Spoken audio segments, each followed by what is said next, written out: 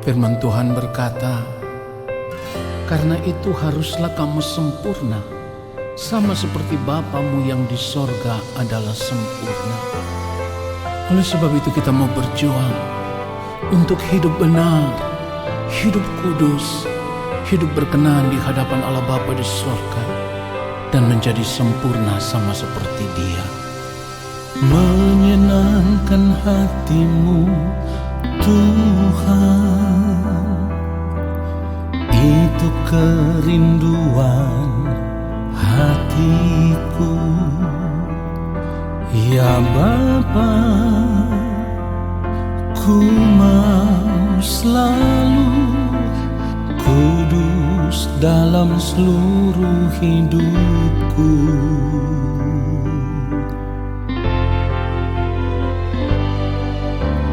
Tiada lain kerinduanku selain menjadi sempurna dan sama seperti Bapa yang di surga adalah sempurna. Katakan bersama-sama, ku mau persembahkan hidupku. Ku mau persembahkan hidupku semua untuk kemuliaan-Mu. Selama ku hidup, selama ku hidup, apa yang ku perbuat selalu untuk-Mu. haleluya, sampai tiba waktumu. Sampai tiba waktumu bagiku. Katakan ku mau Bapa, temukan diriku menjadi pribadi yang berkenan di hadapan-Mu. Tidak ada kerinduan yang lain ya Tuhan, selain rindu untuk menjadi sempurna seperti yang Engkau mau. Haleluya. Tiada lain kerinduanku selain menjadi sempurna sama seperti Bapa yang di sorga adalah sempurna. Mari katakan, ku mau persembahkan hidupku. Ku mau persembahkan hidupku. Katakan semua untuk kemuliaan-Mu. Selama ku hidup, apa yang ku perbuat selalu untuk-Mu. Sampai tiba waktumu, sampai tiba waktumu bagiku. Ku mau Bapa, temukan diriku menjadi pribadi Katakan yang berkenan di hadapan-Mu. Ya Bapa, kami mau mempersembahkan tubuh kami sebagai persembahan yang hidup, yang kudus, yang berkenan kepadamu. Haleluya. Ku mau persembahkan hidupku. Katakan semua untuk kemuliaan-Mu. Untuk kemuliaan-Mu. Yes. Selama ku hidup, apa yang ku perbuat selalu untuk-Mu. Sampai tiba waktumu, sampai tiba waktumu bagiku. katakan ku mau Bapa, temukan diriku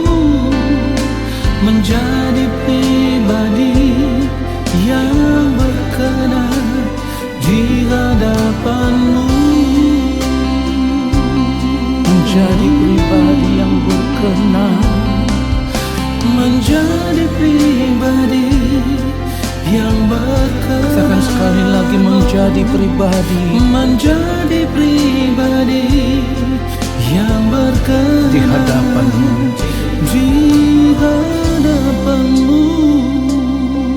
Ini kerinduan kami ya Tuhan, menjadi pribadi yang senantiasa berkenan kepadamu dan hidup hanya untuk memuliakan Engkau.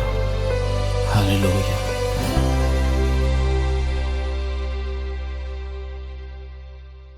Mari kita berdoa. Allah Bapa yang Maha Kudus, saat ini kami ada di hadapan Bapa, dan kami semua mau duduk diam di hadapan-Mu ya Allah. Kami mau tenggelam di dalam hadirat Tuhan semakin dalam. Kami mau menanti-nantikan lawatan-Mu ya Allah. Biarlah Bapa berkenan melawat kami lewat setiap kebenaran firman Tuhan yang akan kami dengarkan.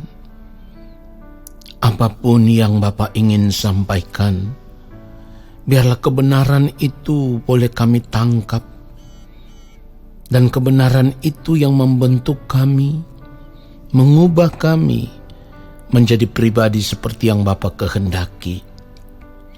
Kuduskanlah hamba-Mu yang mulia. Layakkan hamba-Mu untuk menyampaikan akan kebenaran firman-Mu sesuai dengan kehendak-Mu ya Bapa. Hamba tidak dapat berbuat apa-apa tanpa Tuhan. Bahkan hamba mohon belas kasihan Bapa, mengampuni kami semua dari setiap ketidaktepatan hidup yang kami lakukan. Apapun bentuknya, setiap kesalahan kami mohon pengampunan Bapa. Ampunilah kami, Roh Kudus Tuhan mengurapi kami, memberikan kami hikmat pengertian untuk dapat mengerti akan kebenaran firman Tuhan ini. Lalu ketika kami mengerti, kami mau tinggal di dalam firman-Mu dan firman-Mu tinggal di dalam kami. Dalam nama Tuhan Yesus Kristus, kami sambut firman Tuhan saat ini. Amin. Saudaraku yang dikasihi oleh Tuhan Yesus Kristus, kita tahu bahwa awal kejatuhan manusia di dalam dosa itu terjadi karena manusia memberikan kesempatan kepada iblis, di mana awalnya iblis menawarkan sesuatu yang terlihat begitu menyenangkan, begitu menggoda. Pada akhirnya manusia tertarik untuk menikmati itu. Mari kita melihat kembali fragmen kejatuhan manusia ke dalam dosa. Ketika saat itu iblis yang ada di dalam bentuk sebagai ular, ya, mulai membuka pembicaraan dengan manusia. Iblis mulai membuka dialog dengan manusia. Mari kita lihat lagi Kejadian pasal yang ketiga. Kita mulai baca dari ayat 1 sampai ayatnya yang ke-6. Kejadian pasal yang ketiga, kita baca dari ayat 1 sampai ayatnya yang ke-6. Adapun ular, ialah yang paling cerdik dari segala binatang di darat yang dijadikan oleh Tuhan Allah. Ular itu berkata kepada perempuan itu, "Tentulah Allah berfirman, semua pohon dalam taman ini jangan kau makan buahnya, bukan?" Ayat 2, lalu sahut perempuan itu kepada ular itu, "Buah pohon-pohonan dalam taman ini boleh kami makan." Ayat 3, tetapi tentang buah pohon yang ada di tengah-tengah taman, Allah berfirman, "Jangan kamu makan ataupun raba buah itu, nanti kamu mati." Ayat 4, tetapi ular itu berkata kepada perempuan itu, "Sekali-kali kamu tidak akan mati." Ayat 5, tetapi Allah mengetahui bahwa pada waktu kamu memakannya, matamu akan terbuka dan kamu akan menjadi seperti Allah, tahu tentang yang baik dan yang jahat. Ayat 6, perempuan itu melihat bahwa buah pohon itu baik untuk dimakan dan sedap kelihatannya, lagi pula pohon itu menarik hati karena memberi pengertian, lalu ia mengambil dari buahnya dan dimakannya dan diberikannya juga kepada suaminya yang bersama-sama dengan dia, dan suaminya pun memakannya. Saudara perhatikan itu. Berawal dari kesempatan yang diberikan oleh manusia untuk berdialog dengan iblis, maka iblis dengan cerdiknya bisa menawarkan sesuatu yang menggoda manusia. Padahal seharusnya manusia tahu benar bahwa buah itu tidak boleh dimakan. Ya, sekali lagi, manusia tahu benar bahwa buah itu tidak boleh dimakan karena dilarang oleh Allah. Dan Allah sendiri sudah berkata, kalau manusia memakan buah itu atau bahkan merabahnya saja, manusia akan mati. Nah, saudaraku, seharusnya larangan Tuhan ini sudah menjadi suatu ketetapan, ya, suatu hukum yang tidak boleh dilanggar. Tetapi pada akhirnya karena keinginan diri, karena hawa nafsu diri, manusia pada akhirnya memilih untuk mengikuti apa kata iblis, ya. Dalam hal ini manusia lebih memilih untuk mengikuti pola pikir iblis yang begitu cerdik, yang sengaja menggoda manusia supaya manusia mengambil tindakan memberontak kepada Allah. Dan itulah yang terjadi karena godaan iblis itu, ya. Manusia pun tergoda untuk menikmati apa yang ditawarkan. Pada akhirnya manusia lebih memilih memberontak kepada Allah tanpa memikirkan bahwa dari setiap tindakan yang dilakukan, manusia harus menghadapi risiko yang sangat besar, di mana pada akhirnya manusia harus diusir oleh Allah. Manusia kehilangan kemuliaan Allah. Dan ancaman terbesar bagi kehidupan manusia saat itu adalah kematian. Kematian di sini bukan saja harus mengakhiri masa hidup manusia di dunia ini, tetapi kematian yang dimaksudkan di sini adalah pada akhirnya setelah manusia berada di balik kematian itu, manusia harus terbuang dari hadapan Allah ke dalam kebinasaan kekal, yaitu ke dalam api neraka.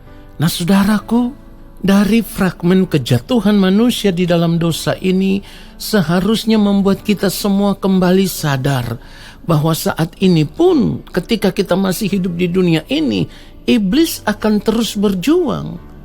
Iblis akan terus berusaha. Iblis akan terus mencoba menggoda manusia dengan cara yang sama, yaitu menawarkan kepada manusia segala sesuatu yang terlihat begitu menarik untuk dinikmati. Oleh sebab itu, sebagai orang percaya, kita harus menyadari akan hal ini. Sebab kalau kita mau jujur, setiap hari ada begitu banyak tawaran-tawaran dunia yang menggiurkan hati kita, yang menggoda hati kita, bahkan yang merangsang keinginan kita, yang merangsang hawa nafsu diri kita, supaya kita tergoda untuk menikmati tawaran-tawaran dunia itu, saudaraku. Pertanyaannya sekarang adalah, apakah kita menolak tawaran itu? Atau bahkan kita juga ikut menikmati tawaran-tawaran dunia itu? Ayo kita jawab dengan jujur, pribadi lepas pribadi. Dan kalau saya harus katakan, selama ini kita lebih memilih untuk menikmati setiap tawaran-tawaran dunia itu. Kenapa demikian? Karena kita melihat apa yang ditawarkan dunia saat ini adalah sebuah kenikmatan hidup yang dipandang itu membahagiakan. Itu akan memberikan kenyamanan, ya. Itu akan memberikan kesenangan hidup yang tersendiri, lalu kita tergoda untuk menikmati itu. Padahal kita tahu sebagai orang percaya, seharusnya apa yang ditawarkan dunia saat ini itu adalah jebakan, itu adalah perangkap daripada kuasa kegelapan yang ingin untuk menjerat sebanyak mungkin manusia supaya kembali jatuh di dalam dosa, kembali memberontak kepada Allah. Saudaraku, kita harus menyadari akan hal ini, karena seharusnya sebagai orang percaya kita juga mengerti, sebab firman Tuhan sudah mengajarkan kepada kita supaya kita tidak mengingini dunia ini dengan segala kesenangannya. Orang yang masih mengingini dunia ini sama dengan mengasihi dunia ini. Orang yang mengasihi dunia ini sama dengan bersahabat dengan dunia ini, sama dengan bercinta dengan dunia ini. Kalau kita melihat 1 Yohanes pasal yang kedua, lalu kita membaca ayat yang ke-15, firman Tuhan katakan, janganlah kamu mengasihi dunia dan apa yang ada di dalamnya. Jikalau orang mengasihi dunia, maka kasih akan Bapa tidak ada di dalam orang itu. Ayat 16, sebab semua yang ada di dalam dunia, yaitu keinginan daging dan keinginan mata, serta keangkuhan hidup, bukan berasal dari Bapa, melainkan dari dunia. Perhatikan itu, saudaraku. Kita sudah dilarang, kita sudah diperingatkan. Dan saya selalu berkata bahwa kita harus mengerti bahwa setiap kebenaran firman Tuhan itu merupakan suara Tuhan. Jadi kalau sudah dikatakan jangan mengasihi dunia ini, lalu kita masih hidup mengasihi dunia ini, mengingini dunia ini, ya, terus bersahabat dengan dunia ini, bercinta dengan dunia ini, hal itu sama dengan kita kembali memberontak kepada Allah.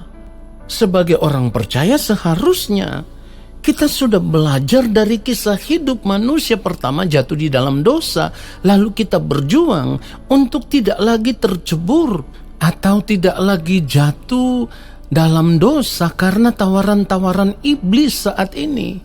Sebenarnya kalau kita mau belajar untuk mengerti kebenaran firman Tuhan, modus yang dipakai oleh iblis itu sama. Selalu menawarkan sesuatu yang terlihat menarik untuk dinikmati, saudaraku. Itulah kenapa firman Tuhan melarang dengan tegas supaya kita tidak memberi kesempatan kepada iblis. Sekali lagi, firman Tuhan sudah melarang dengan tegas supaya kita jangan lagi memberi kesempatan kepada iblis. Mari kita lihat Efesus pasal yang keempat. Kalau kita melihat ayatnya yang ke-27, Efesus pasal yang keempat ayat 27, firman Tuhan katakan apa? Dan janganlah beri kesempatan kepada iblis. Nah, saudaraku, kesempatan yang dimaksudkan di dalam ayat firman Tuhan ini itu sama dengan tempat untuk berpijak atau tempat untuk berdiam. Pertanyaannya sekarang, tempat untuk berpijaknya iblis itu di mana? Kita harus mengerti bahwa manusia pertama jatuh ke dalam dosa karena iblis berusaha untuk menguasai pikirannya. Lalu kalau pikirannya sudah bisa dikuasai, barulah iblis berusaha untuk memberikan tawaran yang menarik hati manusia. Jadi ini dua tempat yang sangat rawan. Pikiran dan hati manusia itu menjadi tempat yang rawan. Jadi kalau sekarang kita sudah mengerti akan hal ini, saudaraku, maka kita harus menjaga supaya pikiran dan hati kita itu tidak boleh sedikit pun ada celah untuk tempat di mana iblis bisa berpijak. Jadi kita tidak boleh membuka celah sekecil apapun untuk iblis, ya. Sebab kalau kita membuka celah, maka ketika iblis memiliki tempat untuk berpijak, ia akan mulai mempengaruhi pikiran kita. Lalu ia akan mulai menawarkan kepada kita berbagai kesenangan-kesenangan hidup dunia yang bisa kita nikmati saat ini. Lalu hati kita mulai tergoda untuk menikmatinya, ya. Lalu selera jiwa kita yang dipenuhi dengan berbagai keinginan daging itu, saudaraku, mulai merangsang kita untuk menikmati semua tawaran-tawaran iblis itu. Saudaraku, kalau sebagai orang percaya kita tidak menyadari akan hal ini, maka sebenarnya kehidupan kita sebagai orang percaya sedang terancam. Karena kalau kita terus mengikuti hawa nafsu diri akibat daripada godaan iblis, akibat daripada tawaran-tawaran dunia ini, ya, yang merupakan jerat yang dipergunakan oleh kuasa kegelapan untuk menjerat anak-anak Tuhan, maka kita akan jatuh dengan sangat gampang, dengan sangat mudah. Saudaraku, kita harus jujur bahwa saat ini ada begitu banyak orang percaya, orang Kristen atau anak-anak Tuhan yang begitu tergoda untuk menikmati dunia ini dengan segala kesenangannya. Karena apa? Karena pikiran mereka sudah terlanjur dipengaruhi oleh dunia ini, sehingga pandangan mereka tertuju kepada orang-orang dunia secara umum. Mereka melihat apa yang dinikmati itu sebuah kewajaran hidup. Padahal bagi orang percaya tidak boleh hidup dalam kewajaran hidup dunia. Bahkan firman Tuhan katakan apa? Kita tidak boleh sama dengan dunia ini. Kita harus berubah. Ya, pembaharuan itu harus terjadi terus-menerus dalam kehidupan kita setiap hari. Perubahan hidup itu harus terjadi terus supaya kita semakin dimurnikan. Manusia batinnya kita semakin dibaharui, sehingga semakin hari kita akan semakin bisa membedakan manakah kehendak Allah, apa yang baik, yang berkenan kepada Allah, dan yang sempurna. Dan itulah yang kita lakukan di dalam hidup ini. Tidak boleh yang lain, saudaraku.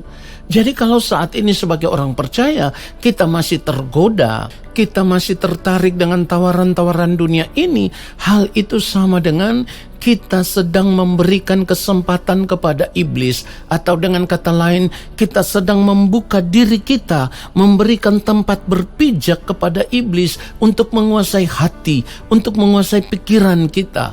Lalu iblis mulai merusak hati dan pikiran kita yang sudah terlanjur dipengaruhi dengan berbagai tawaran-tawaran kesenangan hidup dunia. Yang kita lihat itu menggiurkan dan itu dipandang sebagai kewajaran hidup, saudaraku. Saudara, kalau kita terjerat dengan cara hidup yang demikian, maka kita telah melakukan satu kesalahan besar di dalam kehidupan kita yang akan membuat masa depan hidup kita di kekekalan itu semakin terancam, saudaraku. Karena pada akhirnya, ketika dunia ini lenyap dengan segala keinginannya, kita tidak menjadi orang yang akan dikenal oleh Tuhan. Sebab orang yang akan dikenal oleh Tuhan adalah orang-orang yang hidup melakukan kehendak Allah Bapa di sorga. Nah, kita tergiur untuk menikmati dunia ini, mengikuti tawaran iblis. Berarti kita tidak mungkin bisa hidup melakukan kehendak Allah Bapa di sorga. Padahal firman Tuhan katakan di dalam 1 Yohanes pasal yang kedua ayat 17, dan dunia ini sedang lenyap dengan keinginannya, tetapi orang yang melakukan kehendak Allah tetap hidup selama-lamanya. Di sini ada satu kepastian bahwa orang yang akan hidup selama-lamanya adalah orang yang melakukan kehendak Allah. Kalau kita tidak hidup saat ini hanya untuk melakukan kehendak Allah, tetapi kita mengikuti cara berpikir iblis, lalu hidup menuruti keinginan iblis, di mana iblis selalu menawarkan kita untuk menikmati dunia ini dengan segala kesenangannya, maka kita pun akan terbuang ke dalam kebinasaan kekal. Ketika waktu penghakiman itu tiba, iblis pun akan terbuang karena ia harus dihukum. Ketika iblis terbuang ke dalam kebinasaan, kita pun akan terseret ke dalam kebinasaan kalau kita tetap hidup mengikuti cara hidup yang ditawarkan oleh iblis. Oleh sebab itu kita harus ingat benar-benar, saudaraku, orang percaya yang saat ini masih mau memberi diri untuk hidup ya dalam penguasaan kuasa kegelapan, artinya terjerat di dalam kehidupan yang ditawarkan oleh kuasa kegelapan, oleh dunia ini dengan segala kesenangannya. Maka ketika hari penghakiman itu tiba, mereka akan terbuang ke dalam kebinasaan kekal, ke dalam api kekal bersama-sama dengan iblis. Kita lihat Matius pasal 25 ayat 41. Matius 25 ayat 41, firman Tuhan katakan, dan ia akan berkata juga kepada mereka yang di sebelah kirinya, enyahlah dari hadapanku, hai kamu orang-orang terkutuk, enyahlah ke dalam api yang kekal yang telah sedia untuk iblis dan malaikat-malaikatnya. Saudara, kita harus menyadari akan hal ini sebelum terlambat. Saya katakan sekali lagi, kita harus menyadari akan hal ini sebelum terlambat. Oleh sebab itu, saya harus mengakhiri firman Tuhan ini dengan berkata, jangan pernah memberikan kesempatan kepada iblis. Sekali lagi saya katakan dengan tegas, jangan pernah memberi kesempatan kepada iblis. Jangan pernah memberi tempat berpijak kepada iblis di dalam pikiran dan hati kita. Oleh sebab itu saudaraku, buanglah setiap keinginan diri yang selama ini mengisi bejana hati kita. Kosongkan bejana hati kita dan mulailah isi dengan kebenaran, dan kebenaran. Supaya dalam sepanjang hari hidup kita yang masih tersisa, apa yang kita lakukan, semuanya itu adalah kebenaran, dan kebenaran. Dan orang percaya yang mau terus tinggal di dalam kebenaran, sama dengan sedang mengerjakan keselamatan ini dengan takut dan gentar. Dan ketika waktu Tuhan tiba bagi kita, kita tidak akan pernah takut berdiri di hadapan Tuhan. Karena Tuhan akan menemukan kita berkenan di hadapannya. Kita akan dipandang sebagai anak-anak yang layak menerima warisan kerajaan Allah Bapa di sorga. Kiranya kebenaran firman Tuhan ini menyadarkan kita semua. Haleluya. Amin. Saudaraku, mari kita semua mengangkat tangan di hadapan Allah Bapa di sorga dan terimalah berkat-Nya. Segala berkat kasih karunia daripada Allah Bapa di sorga, rahmat cinta kasih yang berlimpah-limpah dari Gembala Agung Tuhan Yesus Kristus di dalam persekutuan dengan Roh Allah yang kudus turun atas kehidupan kami, menyertai langkah hidup kami, memberkati kami sekarang dan sampai selama-lamanya. Amin.